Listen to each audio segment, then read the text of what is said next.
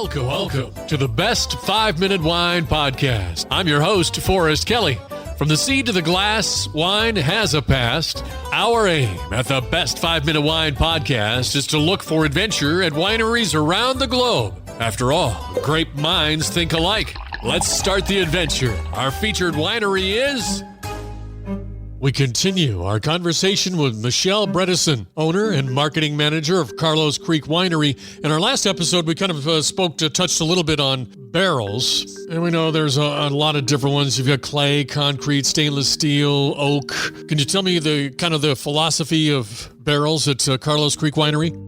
Yeah, I mean, the barrel world right now is pretty crazy. There are, for winemaking in general, I couldn't even tell you how many different options of barrels there are, but we primarily use Minnesota oak barrels. So Minnesota oak is actually getting more and more renowned in the winemaking industry as a very unique oak. So Minnesota oak trees, because they have to survive in the extreme cold, have tighter grain to them. And so it really gives wine a unique flavor profile versus your just traditional American white oak. So we use a lot of Minnesota oak in our barrel aging along with American white oak. And then we also heavily use French oak. A lot of our grapes up here in the northern area have more flavor profile similarities to French wines, because we're on a very similar latitude as Bordeaux region. So we incorporate a lot of French oaking as well as our Minnesota oaks. And then we do experiment from time to time, like I said, with different unique barrels like bourbon barrels, or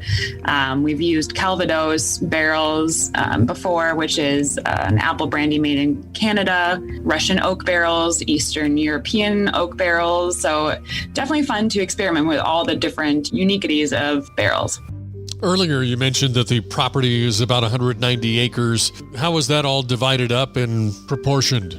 We're actually located on a very interesting piece of land. So Minnesota has 2 AVAs now, which is the American Viticultural Association designated land viticultural areas. So we're on the Alexandria Lakes AVA.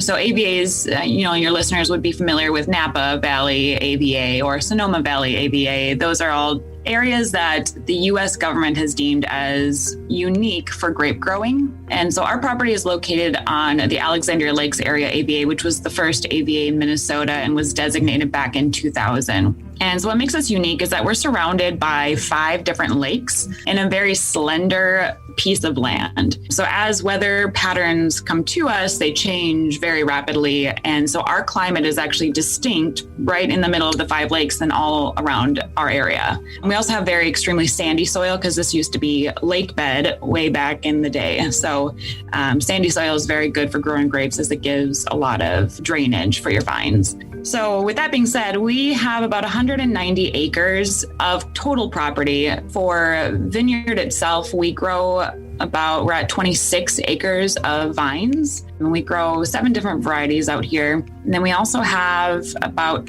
20 acres of customer space. So that's where our buildings are located and parking. But then we also have a lot of area for natural wildlife refuges. So it's not designated as that, but we use that as kind of our carbon sink area to try and remain as carbon neutral as we can be. So we have about 10 acres of woodland and about another whatever is left then would all be left in prairie grass, and we have some more swampland as well. Having a brewery on the property, have you noticed, because that's kind of a dividing point between wine drinkers and beer drinkers, they don't really co-mingle, but coming onto your property, have you noticed that each side is kind of enlightening the other? Yeah, we see lots of crossover traffic. And we get lots of big groups of people coming out here. So Alexandria is a tourism destination for a lot of people for vacations. In the summertime, the entire Alexandria Lakes area, we have over 100 lakes within like a 20-mile radius. It's crazy. So lots of fishing, lots of boating, lots of water activities that happen. We also have a lot of golf courses around and a really cute downtown for shopping. So a lot of ladies make it their annual getaway to Alexandria specifically. So we see tons of large groups coming out here for family reunions or bachelorette groups. And once we added the brewery, we have been getting a lot more guy groups out here too. They just went golfing and have decided to come out for some beer. And so it's a really fun place to gather, as we have so much space for people to spread out and really feel like they can enjoy each other's company, and whatever celebration they are doing at that point, they get to really be able to do that with people and in a comfortable setting. Thank you for listening. I'm Forrest Kelly. This episode of the Best 5 Minute Wine Podcast was produced by iHizzle. If you like the show, please tell your friends and pets and subscribe. Until next time, pour the wine and ponder your next adventure. Hi, before you go, we have exciting news. The Best 5 Minute Wine Podcast has teamed with a breakthrough technology and added a new feature on our website that's bound to elevate your podcast experience. Here is where we need your help. Trying to remember something from an episode? Don't worry. Search for it, and we will find it for you. Have you ever thought you could just ask questions and chat about the episodes as if you were talking to me? Well, now you can. That's right. Our episodes are now interactive, and they're waiting to have a conversation with you.